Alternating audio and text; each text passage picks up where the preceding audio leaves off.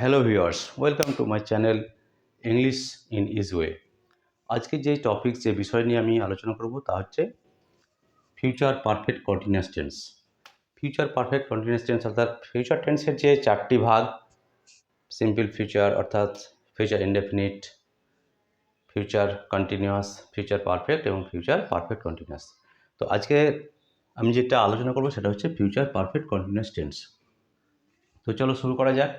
তো প্রথমেই আমরা চলে আসবো এই টেন্সের গঠন অর্থাৎ স্ট্রাকচারটা কেমন। প্রত্যেকটা টেন্সের আমরা গঠন শিখব, কারণ এখানে মোট 12টা টেন্স, 12 টেন্সেরই আমাদের কিন্তু স্ট্রাকচার জেনে রাখতে হবে। স্ট্রাকচারটা হচ্ছে মেন। স্ট্রাকচারটা কেমন হবে? প্রথমে সাবজেক্ট বসবে, তারপরে শ্যাল অথবা উইল, তারপরে হ্যাভ বসবে। পারফেক্ট মানে হ্যাভ কথাটা হ্যাভ ভার্বটা আসবে, তারপরে লাগাতে হবে বিন, তারপরে মূল ভার্বের সাথে হবে কন্টিনিউয়াস মানে হচ্ছে মূল ভার্ব, এর সাথে আইন যোগ, মূল ভার্বের সাথে আইন যোগ, তারপরে অবজেক্ট। এ হচ্ছে ফিউচার পারফেক্ট কন্টিনিউয়াস টেন্সের স্ট্রাকচার। সাবজেক্ট, তারপরে শ্যাল অথবা উইল, তারপরে হ্যাভ বসাতে হবে, তারপরে বিন বসাতে হবে, তারপরে মূল ভার্বের সাথে আইন বসাতে হবে, তারপরে অবজেক্ট বসাতে হবে। তো স্ট্রাকচারটা বোঝা হলো। এবার কয়েকটা উদাহরণ দিয়ে বোঝাই। যেমন ধরো,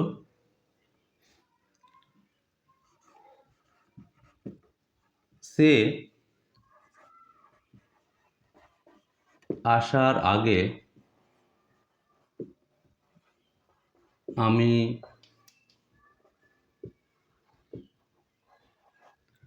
2 ঘন্টা ধরে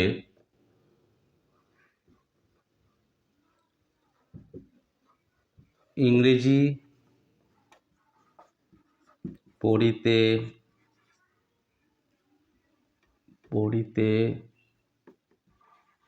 থাকিব। সে আসার আগে আমি 2 ঘন্টা ধরে ইংরেজি পড়িতে থাকিব। দেখো, এখানে দুটো ঘটনা, যে ভবিষ্যতে কাজটা আমার একটা সময় ধরে চলিতে থাকবে কোনো আরেকটি ঘটনা ঘটার পূর্বে বা আগে।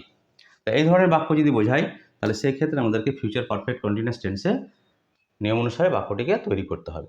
তা সে আসার আগে আমি 2 ঘন্টা ধরে ইংরেজি পড়িতে থাকব। তাহলে ইংলিশটা এবার সোজা, আমরা যখনই ফর্মুলা অনুসারে, স্ট্রাকচার অনুসারে বাক্যটিকে তৈরি করব, অটোমেটিক্যালি আমাদের হয়ে যাবে। ওই কারণে আমাদেরকে স্ট্রাকচারটা খুবই ভালোভাবে মনে রাখতে হবে। তো আমি 2 ঘন্টা ধরে ইংরেজি পড়িতে থাকবো, এই কাজটা আগে হচ্ছে, এটাকে আগে লেখা যাক। যে কাজটা আগে হবে সেটাকে আগে লিখতে হবে। তো আই শ্যাল হ্যাভ বিন, পরে ইংলিশ এবার লাগবে রিড, ওর সঙ্গে আইএনজি যোগ হয়ে যাবে। তাহলে I shall have been reading, কী পড়ছিলাম? English. I shall have been reading English.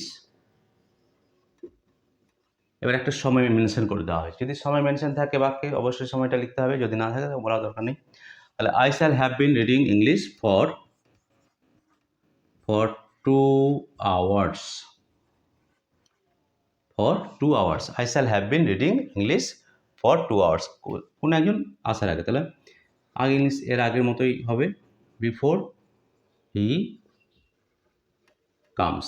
তাহলে ফিউচার টেন্স একটা জিনিস মনে রাখতে হবে, যে ঘটনাটা প্রথমে ঘটে যাচ্ছে সেটা হয় present perfect, future perfect tense হতে পারে, বা ফিউচার পারফেক্ট কন্টিনিউয়াস টেন্স হতে পারে।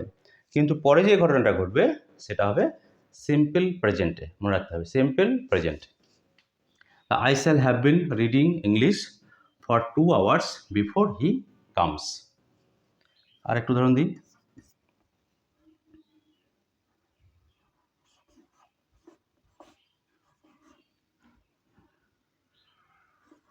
বৃষ্টি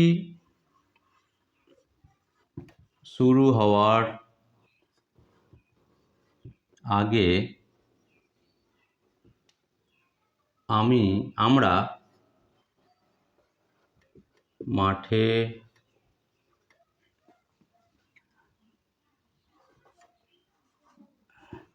1 ঘন্টা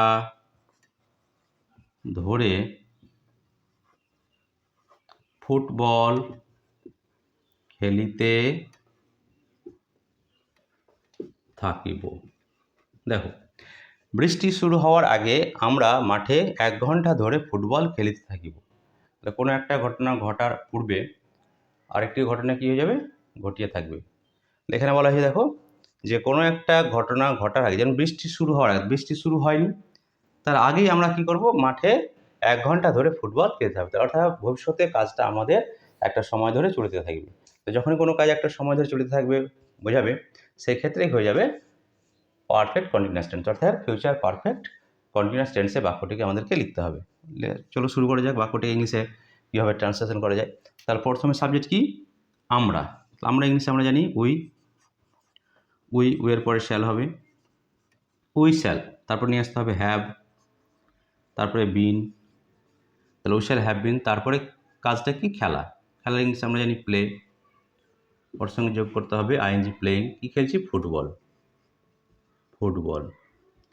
we shall have been playing football, কোথায় ফুটবল খেলছি বলে দেওয়া হয়েছে মাঠে। যা যা বাক্যে থাকবে সেটাই লিখতে হবে, in the field. We shall have been playing football in the field হয়ে গেল।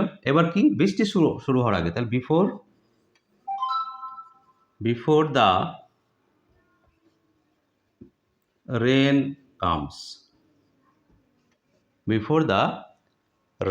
কামস, তাহলে দেখো রেনটা হচ্ছে থার্ড পারসন সিঙ্গুলার নাম্বার, তাই ওখানেও কিন্তু ভার্বের সাথে এস যোগ করতে হয়েছে। তাহলে এই হলো ফিউচার পারফেক্ট কন্টিনিউয়াস টেন্সের স্ট্রাকচার, তার উদাহরণ এবং কয়েকটি উদাহরণ ও তার স্ট্রাকচার। তো আশা করছি তোমরা বুঝতে পেরেছো। যদি ভালো লেগে থাকে অবশ্যই আমার চ্যানেলটিকে সাবস্ক্রাইব করো।